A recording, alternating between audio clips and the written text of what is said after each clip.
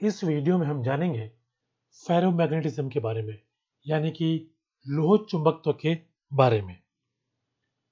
लोह चुंबकत्व पे बात करने से पहले आइए जान लेते हैं कि चुंबकत्व की उत्पत्ति, चुंबकत्व का उद्भव किस प्रकार होता है। किसी भी पदार्थ में चुंबकत्व की उत्पत्ति उसके इलेक्ट्रॉनों की जो सर्कुलर मोशन है उसके आधार पर हम समझ सकते हैं। किसी भी परमाणु में इलेक्ट्रॉन नाभिक के चारों ओर सर्कुलर ऑर्बिट में रोटेट करते हैं, यानी कि वृत्ताकार कक्षाओं में घूर्णन करते हैं, और यह वृत्ताकार कक्ष एक कोयल के समान होते हैं। तो ऑर्बिट में इलेक्ट्रॉनों का यह घूमना, यानी कि इलेक्ट्रॉनों की जो ऑर्बिटल मोशन है, इलेक्ट्रॉनों की जो कक्षीय गति है, वह कक्षीय चुंबकीय आघूर्ण को जन्म देती है, ऑर्बिटल मैग्नेटिक मोमेंट को प्रोड्यूस करती है। इसके अतिरिक्त हम ये भी जानते हैं कि इलेक्ट्रॉन अपने खुद के अक्ष पर, अपनी धुरी पर स्पिन करते हैं, गोल घूमते हैं, और उनकी यह स्पिन चुंबकीय आघूर्ण को उत्पन्न करती है। और किसी परमाणु का जो परिणामी चुंबकीय आघूर्ण है, जो नेट चुंबकीय आघूर्ण है, वह उसके कक्षीय चुंबकीय आघूर्ण और स्पिन चुंबकीय आघूर्ण का वेक्टर सम, यानी कि सदिश योग होता है। अब बात करते हैं चुंबकीय पदार्थों के वर्गीकरण की। कोई भी पदार्थ किसी बाह्य चुंबकीय बल के प्रति किस प्रकार प्रतिक्रिया देता है, क्या रेस्पॉन्स करता है, वह उसकी मैग्नेटिक प्रॉपर्टीज को तय करता है। ठोस पदार्थ को उनके चुंबकीय गुणों के आधार पर 3 प्रकार में बांटा जा सकता है: डायमैग्नेटिक यानी प्रतिचुंबकीय, पैरामैग्नेटिक यानी अनुचुंबकीय, और फेरोमैग्नेटिक यानी कि लोह चुंबकीय। चुंबक के इन तीनों प्रकार की परिभाषा और प्रकार आगे सारणी रूप में दिए गए हैं। इस सारणी में आप देख पा रहे होंगे कि जो चुंबकीय पदार्थों के 3 प्रकार हैं, डायमैग्नेटिक, पैरामैग्नेटिक और फेरोमैग्नेटिक, वो कहते किसे हैं और उनके उदाहरण क्या हैं। पहले बात करते हैं डायमैग्नेटिक की। ये वे पदार्थ हैं जो चुंबकीय क्षेत्रों की ओर आकर्षित नहीं होते हैं। इनके मुख्य उदाहरण में मरकरी यानी कि पारा, जल, कॉपर, बिस्मथ और गोल्ड Au है। पैरामैग्नेटिक वे पदार्थ हैं जो चुंबकीय क्षेत्र में दुर्बल रूप से आकर्षित होते हैं, जैसे मैग्नीशियम, लिथियम, मोलिब्डेनम आदि।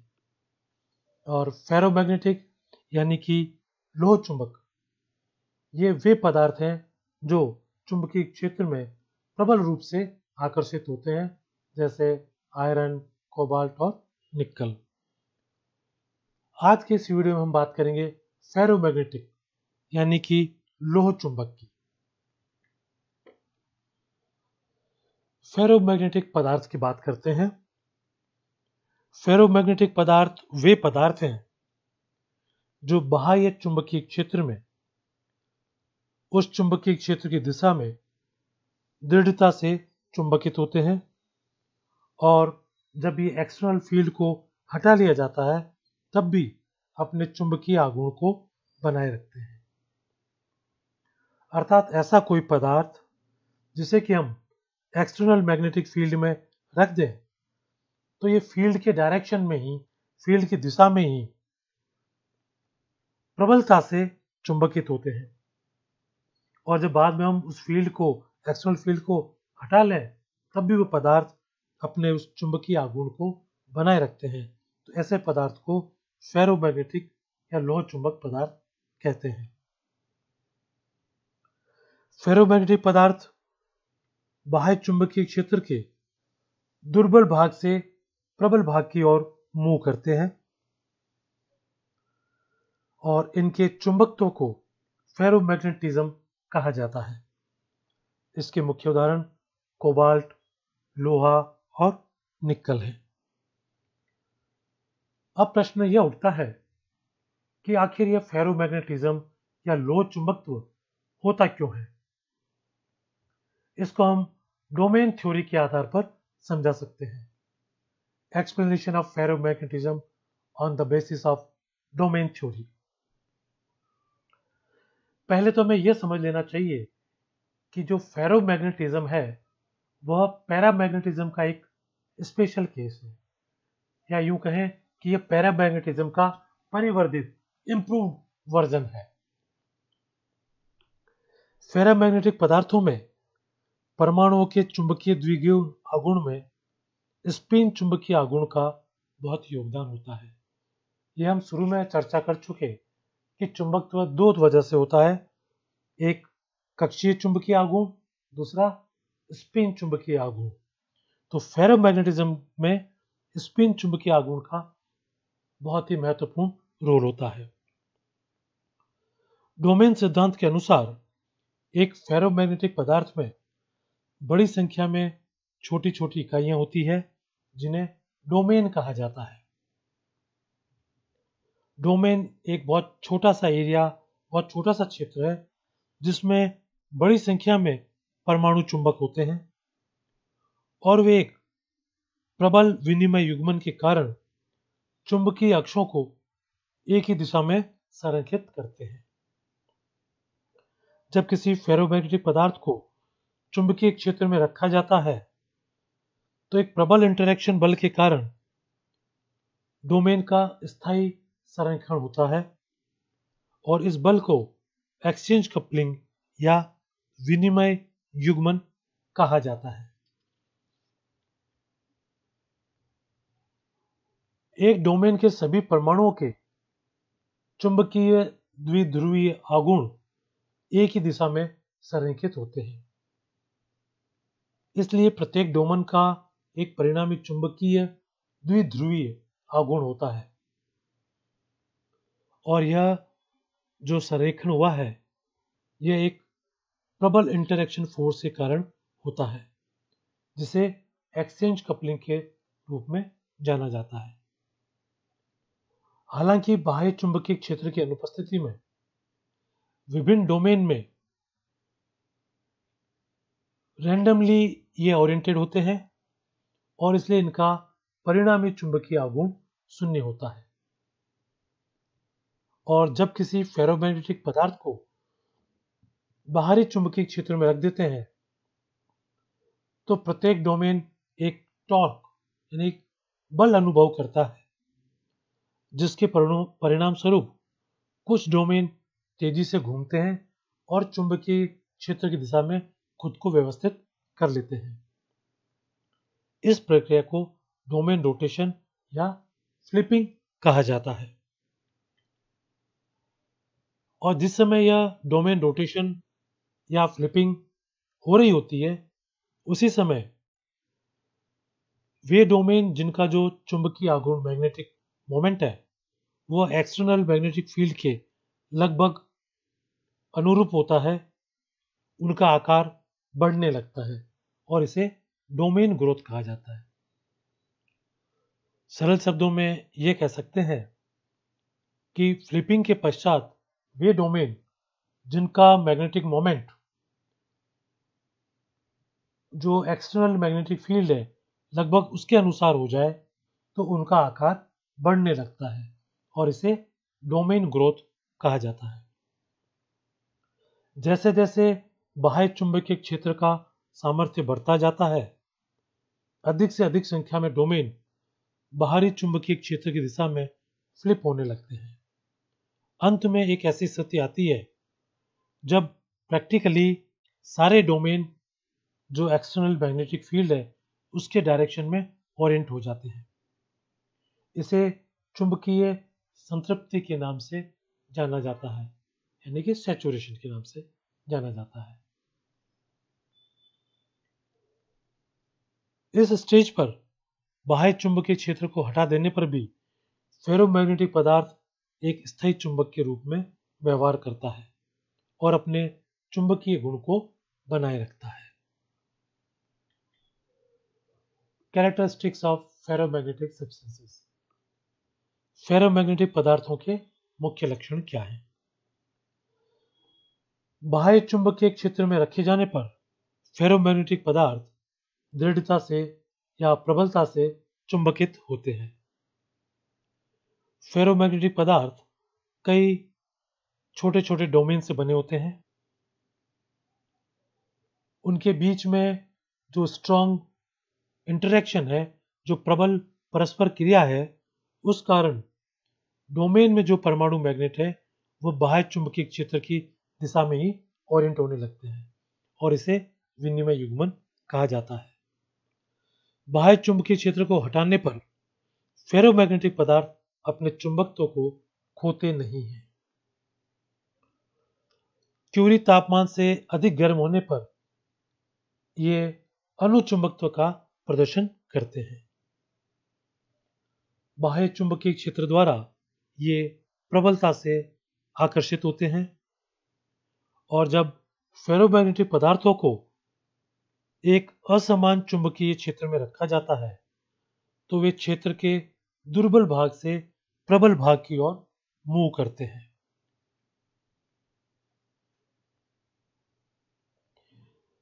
किसी बाह्य चुंबकीय क्षेत्र में फेरोमैग्नेटिक जो मटेरियल है, सब्सटेंस है, वे चुंबकीय क्षेत्र की दिशा में ही मैग्नेटिज्म को प्राप्त करते हैं।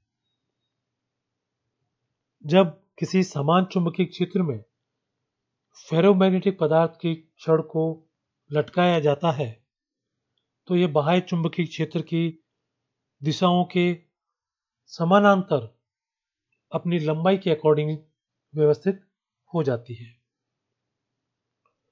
बाह्य चुंबकीय क्षेत्र की अनुपस्थिति में डोमेन के चुंबकीय आघूर्णों को रैंडमली व्यवस्थित किया जाता है, इसलिए फेरोमैग्नेटिक पदार्थ का शुद्ध चुंबकीय आघूर्ण शून्य होता है। बाह्य चुंबकीय क्षेत्र को हटाने पर फेरोमैग्नेटिक पदार्थ अपने चुंबकत्व को खोते नहीं है, अर्थात वे स्थायी रूप से चुंबक या मैग्नेट हैं। फेरोमैग्नेटिक पदार्थों के लिए चुंबकीय सुग्राह्यता का मान धनात्मक होता है और अधिक भी होता है। अब बात करते हैं कि ताप पर फेरोमैग्नेटिक सब्सटेंस का प्रभाव किस तरह से होता है। अभी हमने चर्चा की थी कि जब क्यूरी तापमान से अधिक गर्म किया जाता है फेरोमैग्नेटिक पदार्थों को तो वे अनुचुंबकीय गुण प्रदर्शित करते हैं। अब ताप से फेरोमैग्नेटिक पदार्थ पर क्या प्रभाव पड़ेगा, इस पर चर्चा करते हैं। इसे क्यूरी तापमान की अवधारणा भी कहा जाता है।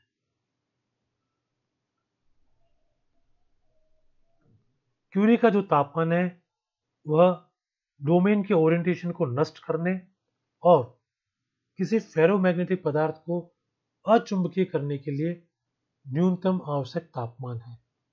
दूसरे शब्दों में यह कहा जा सकता है कि कोई जो फेरोमैग्नेटिक सब्सटेंस है उसके मैग्नेटिज्म को नष्ट करने के लिए जो न्यूनतम तापमान की आवश्यकता होती है उसे हम क्यूरी तापमान कहते हैं।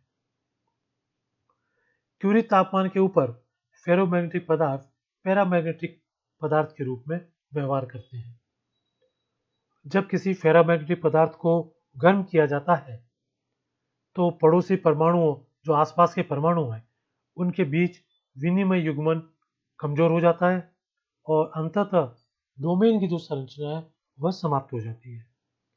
और इसके बाद भी हीटिंग को अगर जारी रखा जाए तो क्यूरी तापमान पर विनिमय युग्मन बिल्कुल समाप्त हो जाता है और डोमेन संरचना संपूर्णतः नष्ट हो जाती है और पदार्थ पैरामैग्नेटिक हो जाता है। क्यूरी तापमान किसी भी फेरोमैग्नेटिक पदार्थ का एक कैरेक्टरिस्टिक प्रॉपर्टी है, उस पदार्थ का एक विशेष गुण है। अलग अलग पदार्थों के लिए क्यूरी तापमान का मान अलग अलग होता है। जैसे आयरन के लिए 1043 केल्विन, निकल के लिए 631 केल्विन, कोबाल्ट के लिए 1394 केल्विन आदि। तो ये कहा जा सकता है कि क्यूरी तापमान किसी भी फेरोमैग्नेटिक सब्सटेंस का एक स्पेशल कैरेक्टरिस्टिक है और अलग अलग सब्सटेंस के लिए क्यूरी तापमान का मान अलग अलग होता है। इस तापमान के ऊपर फेरोमैग्नेटिक जो पदार्थ है वह पैरामैग्नेटिक कैरेक्टर शो करने लगते हैं। अब बात करते हैं कि फेरोमैग्नेटिक पदार्थ और डायमैग्नेटिक पदार्थ में क्या अंतर है। फेरोमैग्नेटिक पदार्थ कई सारे छोटे छोटे डोमेन से बने होते हैं। प्रबल परस्पर क्रिया के कारण डोमेन में परमाणु मैग्नेट उसी दिशा में संरेखित होने लगते हैं और इसे विनिमय युग्मन कहा जाता है। जबकि डायमैग्नेटिक पदार्थ के हर परमाणु का चुंबकीय आघूर्ण 0 होता है। फेरोमैग्नेटिक पदार्थ बाह्य चुंबकीय क्षेत्र में रखे जाने पर प्रबलता से चुंबकित हो जाते हैं, जबकि डायमैग्नेटिक जो सब्सटेंस है ये बाह्य चुंबकीय क्षेत्र द्वारा दुर्बल रूप से प्रतिकर्षित होते हैं। जब किसी फेरोमैग्नेटिक पदार्थ को एक असमान चुंबकीय क्षेत्र में रखा जाता है तो वे क्षेत्र के दुर्बल भाग से प्रबल भाग की ओर मूव करते हैं, जबकि इसके विपरीत जो डायमैग्नेटिक सब्सटेंस है उनको अगर असमान चुंबकीय क्षेत्र में रखा जाता है तो वे क्षेत्र के प्रबल भाग से दुर्बल भाग की ओर मूव करते हैं। किसी बाह्य चुंबकीय क्षेत्र में फेरोमैग्नेटिक पदार्थ उसी दिशा में दृढ़ता से चुंबकित हो जाते हैं, जबकि बाह्य चुंबकीय क्षेत्र में जो डायमैग्नेटिक सब्सटेंस है वे क्षेत्र की विपरीत दिशा में और दुर्बल रूप से चुंबकित होते हैं। तो दोनों में फर्क ये हुआ कि वो तो बाह्य चुंबकीय क्षेत्र की दिशा में है फेरोमैग्नेटिक, जबकि डायमैग्नेटिक उसके विपरीत दिशा में है। फेरोमैग्नेटिक प्रबलता से होता है जबकि डायमैग्नेटिक में ये गुण दुर्बलता से होता है। बाह्य चुंबकीय क्षेत्र को हटाने पर फेरोमैग्नेटिक पदार्थ अपने चुंबकत्व को खोते नहीं हैं, अर्थात वे स्थायी रूप से चुंबक हैं, परमानेंट मैग्नेट हैं। जबकि बाह्य चुंबकीय क्षेत्र को अगर हटा दिया जाए तो डायमैग्नेटिक जो सब्सटेंस है वे अपने चुंबकत्व को खो देते हैं। जब एक समान चुंबकीय क्षेत्र में फेरोमैग्नेटिक पदार्थ की छड़ को लटकाया जाता है तो एक क्षेत्र जो बाह्य क्षेत्र जो हमने लगाया चुंबकीय क्षेत्र उसकी दिशा के समानांतर अपने आप को एडजस्ट कर लेता है, जबकि यही छड़ अगर डायमैग्नेटिक सब्सटेंस की है और उसको एक समान चुंबकीय क्षेत्र में लटका देते हैं तो यह छड़ बाह्य चुंबकीय क्षेत्र की दिशाओं के लंबवत अपने आप को एडजस्ट कर लेती है। फेरोमैग्नेटिक पदार्थों के लिए चुंबकीय सुग्राह्यता का मान धनात्मक होता है और मात्रा में काफी होता है, ज्यादा होता है, जबकि डायमैग्नेटिक पदार्थों के लिए चुंबकीय सुग्राह्यता का मान ऋणात्मक होता है। बाह्य चुंबकीय क्षेत्र की अनुपस्थिति में फेरोमैग्नेटिक सब्सटेंस में डोमेन के चुंबकीय आघूर्णों को रैंडमली अरेंज किया जाता है, इसलिए फेरोमैग्नेटिक पदार्थ का शुद्ध चुंबकीय आघूर्ण 0 होता है। जबकि बाह्य चुंबकीय क्षेत्र में जब डायमैग्नेटिक सब्सटेंस को रखा जाता है, चूंकि वहां डोमेन जैसा कोई कॉन्सेप्ट नहीं है, अतः उस पदार्थ का शुद्ध चुंबकीय आघूर्ण 0 होता है। अब बात करते हैं फेरोमैग्नेटिक सब्सटेंस और पैरामैग्नेटिक सब्सटेंस में क्या अंतर है। फेरोमैग्नेटिक सब्सटेंस जैसा हमने पढ़ा था कई छोटे छोटे डोमेन से मिलकर बने होते हैं और विनिमय युग्मन के कारण डोमेन में जो परमाणु है, जो डोमेन में जो परमाणु मैग्नेट है वो उसी दिशा में संरेखित होता है जिस दिशा में चुंबकीय क्षेत्र है, जबकि पैरामैग्नेटिक पदार्थ में हर परमाणु का एक चुंबकीय द्विध्रुव परिणामी चुंबकीय आघूर्ण होता है। फेरोमैग्नेटिक जो सब्सटेंस है वो बाह्य चुंबकीय क्षेत्र में प्रबलता से चुंबकत्व महसूस करते हैं, जबकि पैरामैग्नेटिक सब्सटेंस जो है वो दुर्बलता से आकर्षित होते हैं।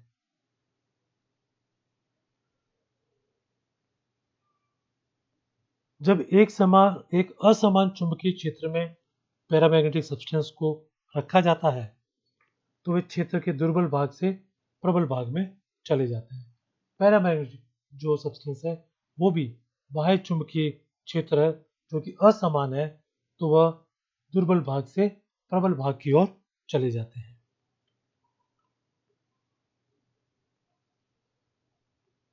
फेरामैग्नेटिक जो सब्सटेंस है ये बाह्य चुंबकीय क्षेत्र में उसी दिशा में दृढ़ता से चुंबकित होते हैं, जबकि पैरामैग्नेटिक जो सब्सटेंस है ये बाह्य चुंबकीय क्षेत्र में उसी दिशा में दुर्बल रूप से चुंबकित होते हैं।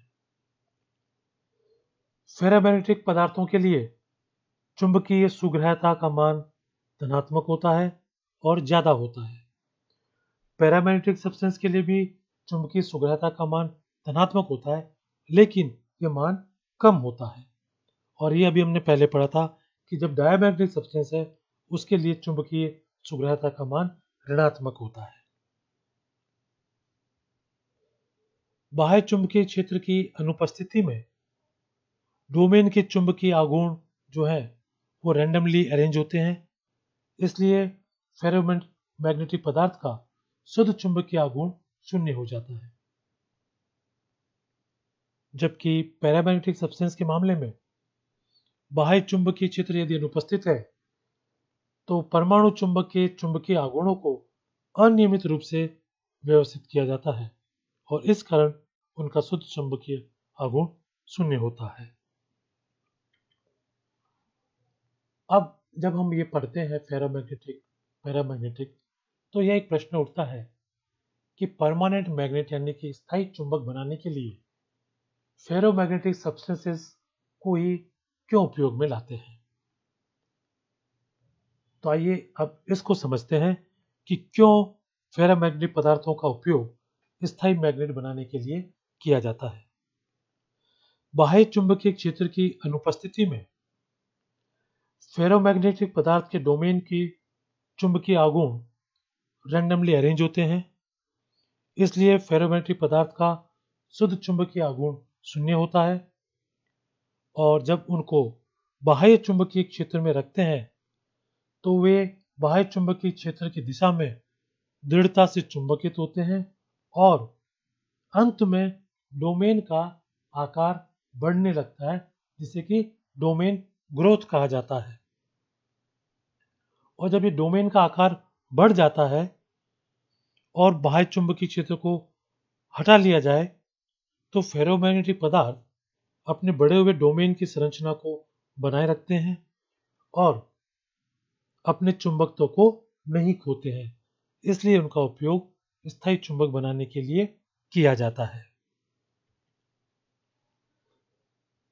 सारांश में हम यह कह सकते हैं कि डायमैग्नेटिक पदार्थों को आसानी से अन्य पदार्थों से अलग किया जा सकता है, क्योंकि डायमैग्नेटिक पदार्थ चुंबकीय क्षेत्र की ओर प्रतिकर्षण दर्शाते हैं, जबकि पैरामैग्नेटिक और फेरामैग्नेटिक चुंबकीय क्षेत्र की ओर आकर्षण दर्शाते हैं। पैरामैग्नेटिक दुर्बल आकर्षण दर्शाते हैं, जबकि फेरोमैग्नेटिक प्रबल आकर्षण दर्शाते हैं। प्रेरित रोल चुंबकीय विभाजकों में प्रयुक्त चुंबकीय क्षेत्र के सामर्थ्य को बदलकर पैरामैग्नेटिक पदार्थों और फेरामैग्नेटिक पदार्थों को अलग किया जा सकता है। यानी हम किसी ऐसे सिस्टम में पैरामैग्नेटिक और फेरामैग्नेटिक मटेरियल का मिक्सचर रख देते हैं और उस सिस्टम का, उस सेपरेटस का अगर मैग्नेटिक फील्ड की स्ट्रेंथ को बदलते रहें तो उस स्ट्रेंथ को बदलने से ये अलग अलग स्ट्रेंथ पर पैरामैग्नेटिक और फेरामैग्नेटिक पदार्थ आकर्षित होंगे और इस आधार पर उनको हम सेपरेट या अलग कर सकते हैं। डायमैग्नेटिक, पैरामैग्नेटिक और फेरोमैग्नेटिक मटेरियल्स के बीच का अंतर यह है कि डायमैग्नेटिक्स जो पदार्थ हैं वे बाहरी मैग्नेटिक फील्ड की तरफ आकर्षित नहीं होते हैं। पैरामैग्नेटिक मटेरियल बाह्य मैग्नेटिक फील्ड की तरफ दुर्बलता से आकर्षित होते हैं और ferromagnetic materials external magnetic field की तरफ प्रबलता से आकर्षित होते हैं। तो इस वीडियो में हमने जाना कि फेरोमैग्नेटिज्म क्या होता है, कोई पदार्थ फेरोमैग्नेटिज्म क्यों दर्शाता है, जो फेरोमैग्नेटिज्म वाले पदार्थ हैं उनके मुख्य लक्षण क्या हैं, और हमने यह भी चर्चा की कि फेरोमैग्नेटिक सब्सटेंसेस और डायामैग्नेटिक सब्सटेंसेस में क्या अंतर होता है, फेरोमैग्नेटिक सब्सटेंसेस और पैरामैग्नेटिक सब्सटेंसेस में भी क्या अंतर होता है। धन्यवाद।